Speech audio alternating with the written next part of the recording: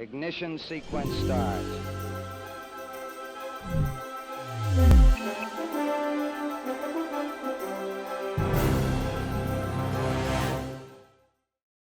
Good morning.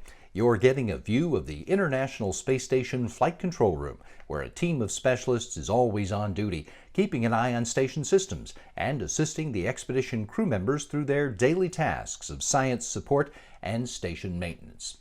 This week, that included working with Commander Chris Cassidy and flight engineers Anatoly Ivanishin and Ivan Wagner on the arrival of a new cargo ship, preparations to greet a new set of crewmates next week, and their own departure from the station and the end of Expedition 63 before the end of the month. Houston Station on Space to Ground. Welcome to Space to Ground. I'm Kayla France. This week, the Orbiting Laboratory welcomes a new visitor with lots of new supplies. Lift off of Antares. On Saturday, the Northrop Grumman CRS-14 Cygnus spacecraft successfully launched from NASA's Wallops Flight Facility in Virginia. Carrying nearly 8,000 pounds of hardware and supplies, this mission marks the 14th flight of Cygnus as a commercial cargo provider to the International Space Station. After a journey of 56 hours, Cygnus reached the orbiting laboratory, and NASA astronaut Chris Cassidy used the station's Canadarm2 to reach out and grab the vehicle, allowing ground teams to maneuver and berth the spacecraft at Unity's nadir port.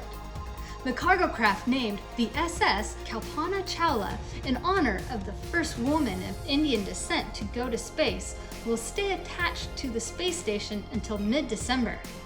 Meanwhile, at Baikonur, final preparations are underway for the next flight to the space station. NASA astronaut Kate Rubins and her Russian crewmates are concluding their pre-launch activities before launching from the Cosmodrome for a 6-month mission aboard the orbiting lab. This flight, scheduled for liftoff on Wednesday, will be quick. The time from launch to docking will be just over 3 hours, about the same time it takes for a commercial airliner to fly from Seattle to Minneapolis.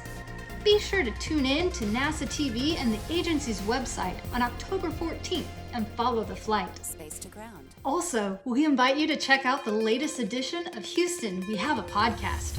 Before her upcoming mission, astronaut and microbiologist Kate Rubins sat down with our Gary Jordan to talk about a wide array of subjects, including being the first person to sequence DNA in space. Keep sending in your questions using the hashtag AskNASA. We'll see you next time.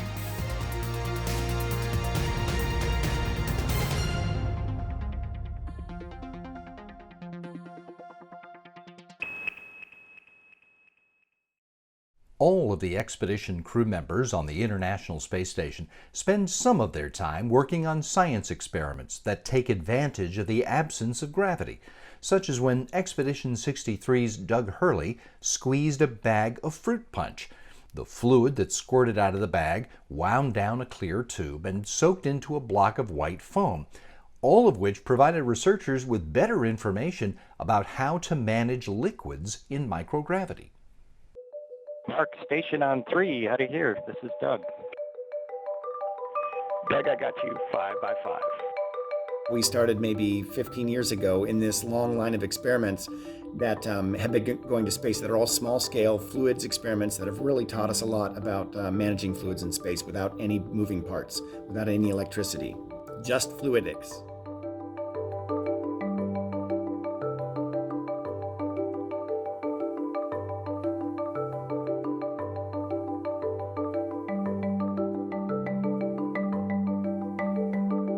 Now we can apply research results that we've learned from doing experiments in space to actual space systems that actually require gravity to be gone for them to work. That's different. That's a new horizon, I would say. Okay, Mark, ready on step 4.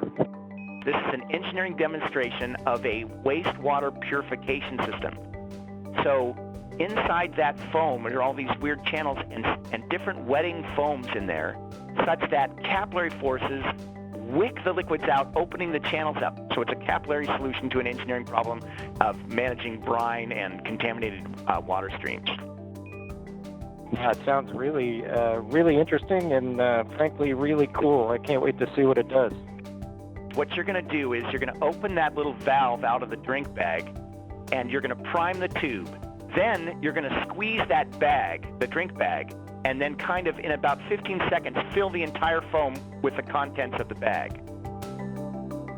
The interior piece of that foam is highly wetting, so it wants to suck up that water.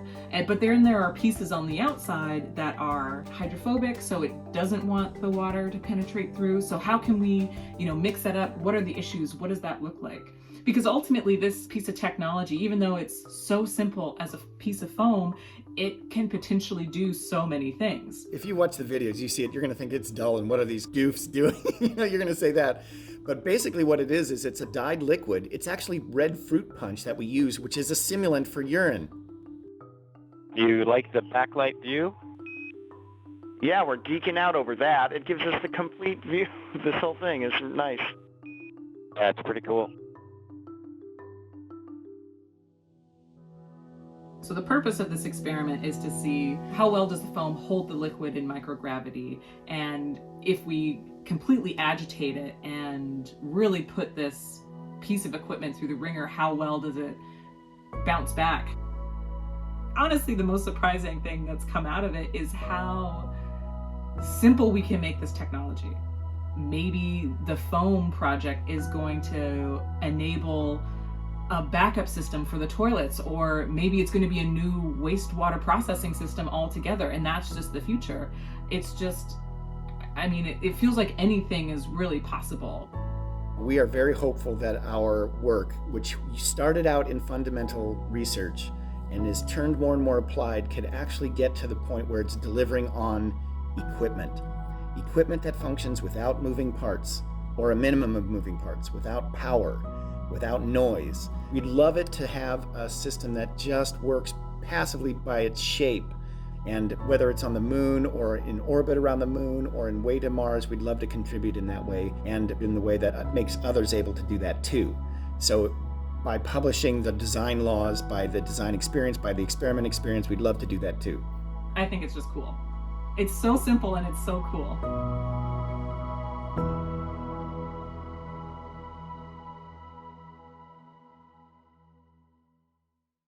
The scientists who imagine and develop the experiments done on the International Space Station devote years to their research, and then the station crew members execute the protocols. What happens then when the results are returned to Earth? In this final segment of the new NASA Explorers series, watch the scientists take their research across the finish line. So this is Emil.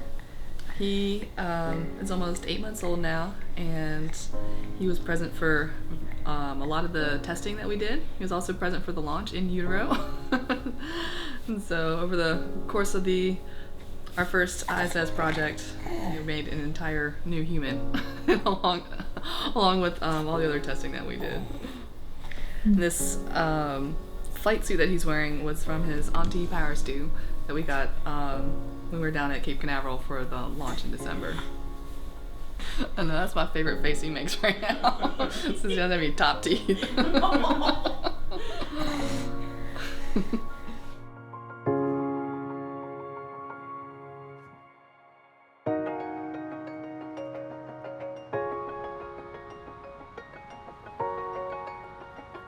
So we were running concurrent experiments on Earth and on station. So Nanoracks had gels at their facility, and they were getting the data from the experiments running on station. And so we were looking at how the gels formed, their structure, and also how the drug release profile was changing given those two different environments. Nanoracks brought the plates back to us, and we all made sure that we are here, and we opened the plates all together, and we had the same type of excitement that we had at Kennedy Space Center. It was already exciting because space never loses its cool, and so we had these places where, oh my god, these are what the astronauts touched.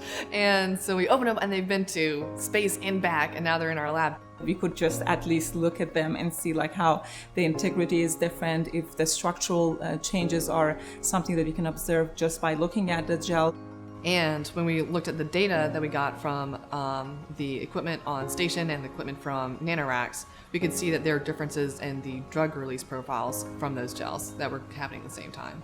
We actually observed some interesting changes that we hope that we will be able to prove doing actual structural tests and more in-depth studies. But just by observation, it seemed like there might be some changes.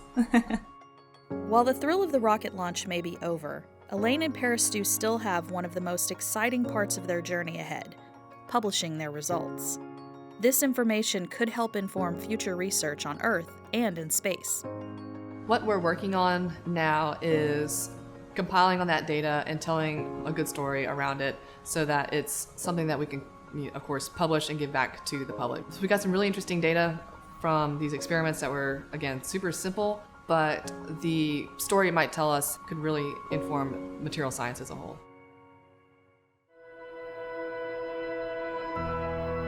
You definitely feel a huge responsibility performing this research for others because you know how many years they've been working on the ground, and we often like to know the results. So personally, I stayed in touch with a lot of the scientists, and that gives us a lot of good feedback, and it gives us some closure too to know how important the science that we were doing up there really was. I think Rachel has something for you guys. Yeah. Is it for real? Oh my gosh! Hi, Serena! Oh my god! How are you doing? When they told me they were doing this, they said, hey, we'd like to try and set up at least a FaceTime call or something, and I was like, yeah, absolutely, this is great. Oh, this is a fantastic surprise. Where are you guys located? So we're in our laboratory in Richmond, Virginia. So our other full-time employees are also women. So we're an entirely women-run company.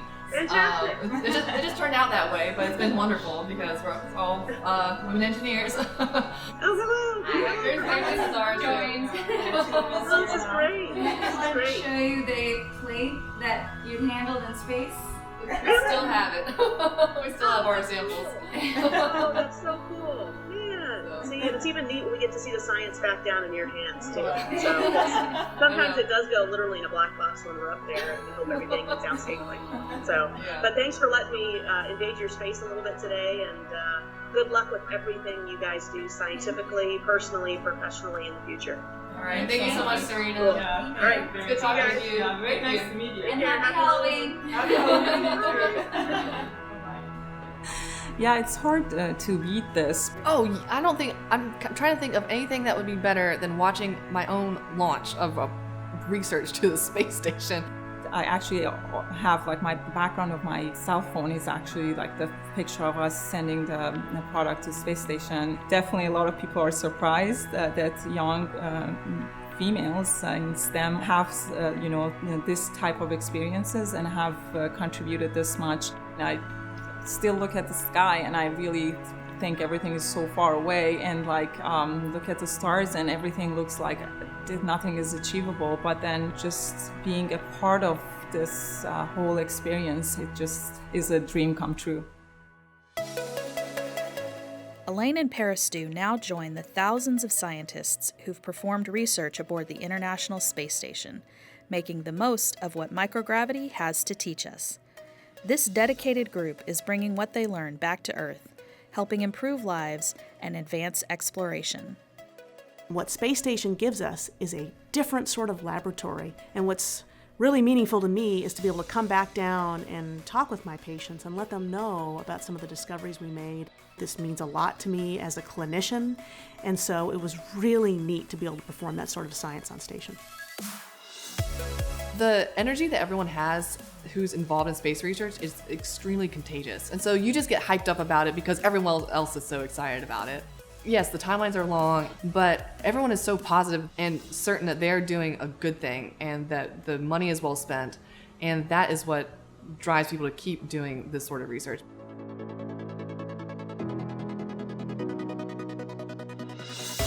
Microgravity still has more insights to reveal, and this laboratory, like no other, will continue to uncover them, one experiment at a time.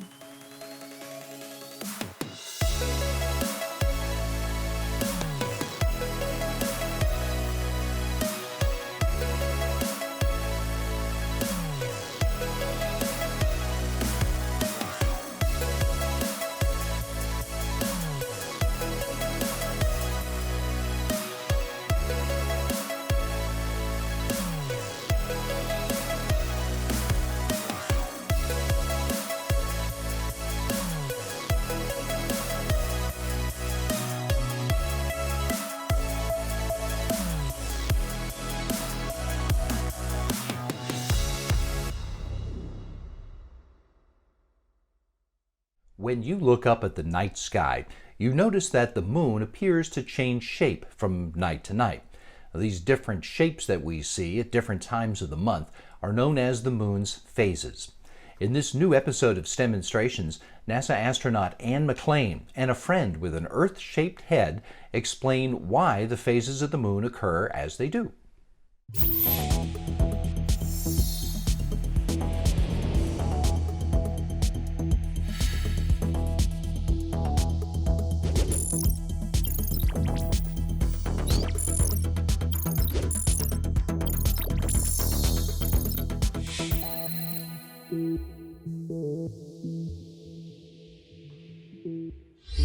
Hi there. My name is Anne McClain, and I'm an astronaut who has lived and worked 250 miles above the Earth's surface on the International Space Station. Today we're going to be turning our eyes toward the moon and learning more about what causes the moon phases. But before we check out the moon phases, let's take a look at where the space station is compared to where we are on Earth and where the moon and the sun are. On Earth, you're only about 250 miles below the station. The moon, however, is located 238,855 miles on average from Earth. You could fit 30 Earths in that distance. When you think about how far away we are from you on the station versus how far away the moon is, the station is only a tiny bit closer to the moon than we are here on Earth. And that's only when the station is in orbit on the same side of Earth as the moon. So, the station is 250 miles away, the moon is 238,855 miles away, and the sun is approximately 92,900,000 miles away. That is quite the distance. Now that you know where you are relative to the station, moon, and the sun, let's talk about the moon phases. Now, when you're looking up at the moon from the Earth, you'll notice that it looks different from day to day. We call these differences the phases of the moon, and they cycle through every 30 days. Let's check out a demonstration of the moon phases here on the ground. We're going to pretend his head is Earth, letting him view the moon as you would from your home. The ball in their hand is going to represent the moon, and the light source is going to be our sun. Keep in mind that while the moon is orbiting Earth, Earth is also rotating on its axis and slowly orbiting the sun. Now, looking from our outsider perspective, we can see the moon is still whole the entire time it is orbiting around Earth, with the side facing the sun always illuminated and reflecting sunlight. Let's take a look at what he is seeing. As you can see in the photographs from Earth's view, the reflection of sunlight looks quite different from this angle, since we are only able to see parts of the reflected sunlight as the moon moves around Earth. This is what causes our moon phases, as the moon orbits around Earth every 30 days. There are names for each of the phases of the moon's 30-day cycle. When the moon looks completely dark, we're experiencing a new moon. This is the beginning of the 30-day cycle. It will move through a waxing crescent phase until it is a first quarter moon. From here, we will see a waxing gibbous until the moon appears fully illuminated. You might have heard this phase before. This is what we call a full moon. After this phase, the moon will go from a waning gibbous phase into a third quarter moon. After the third quarter moon, it will become a waning crescent until it returns to a new moon. On the space station, we see the same moon phases as we do on the Earth's surface. Since the space station is only 250 miles closer to the moon than we are here on the ground, astronauts on the station have the same perspective you have, but don't have the Earth's atmosphere in their way for photographs. Astronauts currently on the space station actually use the moon's phases to collect research that will help NASA with the Artemis program as we work to go forward to the moon with our astronauts by 2024. So, the next time you're outside, take a glance up at the moon to check out what phase it's in. Are you interested in seeing the space station fly by as well? Ask an adult to help you sign up for Spot the Station at spotthestation.nasa.gov. Thanks for learning with me today. See you next time.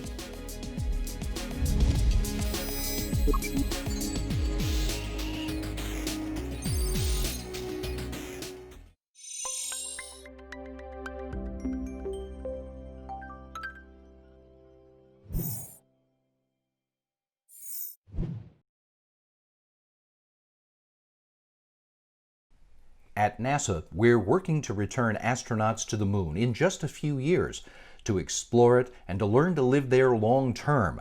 It's part of the plan to get humans ready to explore out into the solar system in the years after that. It's called the Artemis program. And this summer, teams here in Houston went into the giant swimming pool called the Neutral Buoyancy Laboratory to work on developing tools and training plans for the astronauts who will conduct the moonwalks of the future. Take a look.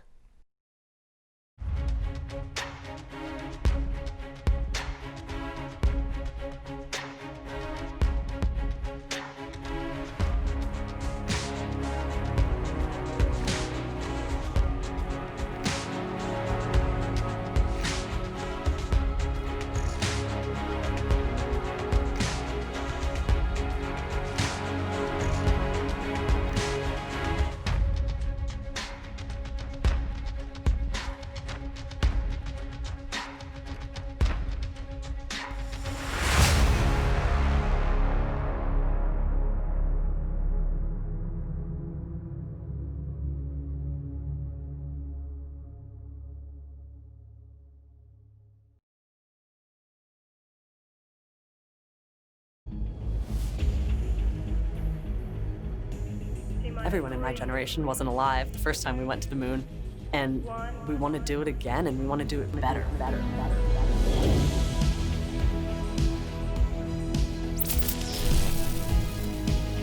The spacesuit, in general, is like a little mini spacecraft. It has almost every system represented because ultimately it's a life support system. This is going to keep someone alive in a very dangerous, critical environment. We love what we do. We really want to see this system fly and be useful and help a person explore the moon in a more capable manner than they were able to do during Apollo. So it's a great job.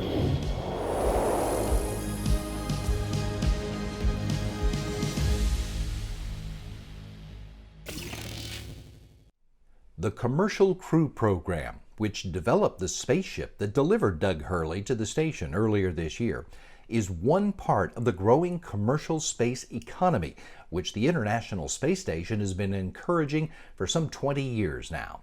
The expansion of the commercial use of space not only fosters growth for these companies, it's also aiding NASA as it continues to explore and discover what's out there beyond low Earth orbit. Those striving to develop their products and conduct research beyond Earth's atmosphere are seeing their visions come to life through the International Space Station National Lab and partnerships with NASA. NASA, in turn, is gaining new resources to aid in its mission of exploration and discovery. Thanks to these partnerships, the world is benefiting from the ingenuity of those who are taking their ideas to gravity's edge.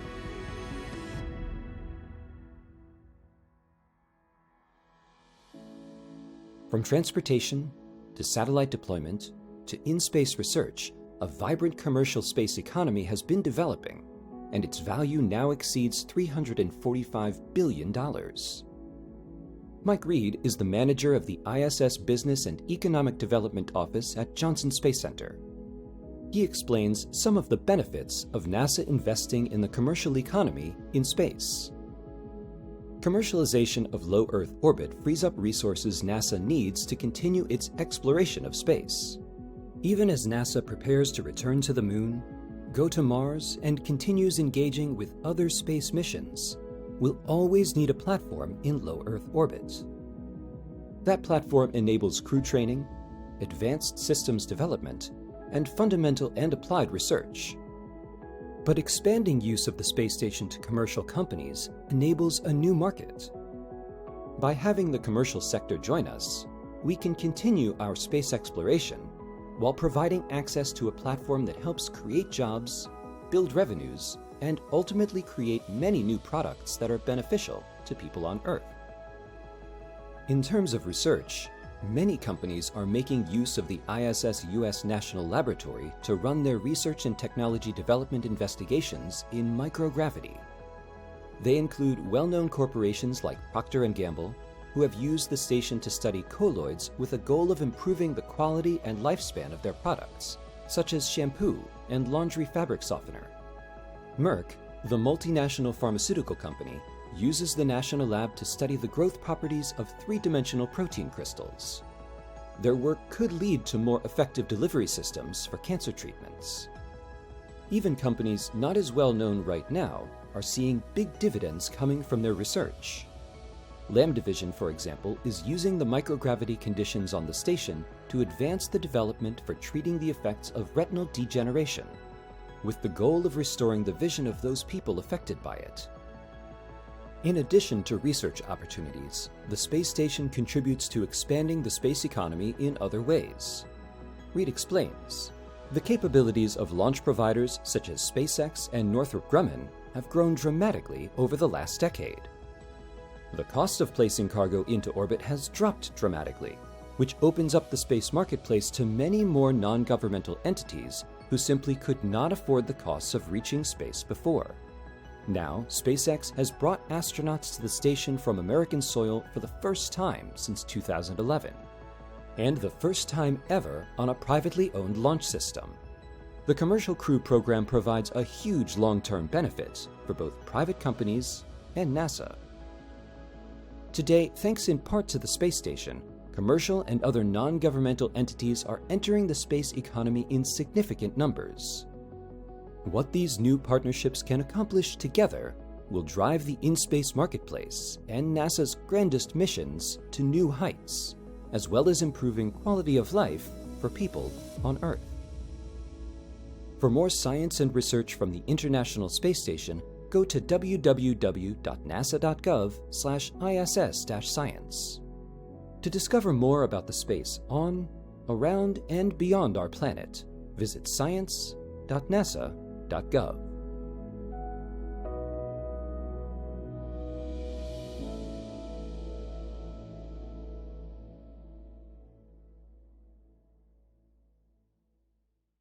If you want another look at any of the stories we featured today, you can always find them by heading to YouTube and Facebook. There are the particular addresses. And while you're there, feel free to check out the other cool stuff that's available about NASA and America's human spaceflight program. When you're interested in good conversation about human spaceflight and exploration, the place to go is Houston, We Have a Podcast. It's our weekly show where we talk to folks about their work in all aspects of space exploration. New episodes go up every Friday. And today, Gary Jordan talks with Kate Rubins, the next American astronaut headed for the International Space Station, launching from the Baikonur Cosmodrome next week. Go to nasa.gov/podcasts for this week's episode. It's also where you'll find all our previous episodes. In fact, that's where you'll find the full library of all of the NASA podcasts, all of which you can also find on Apple Podcasts, Google Podcasts, and SoundCloud.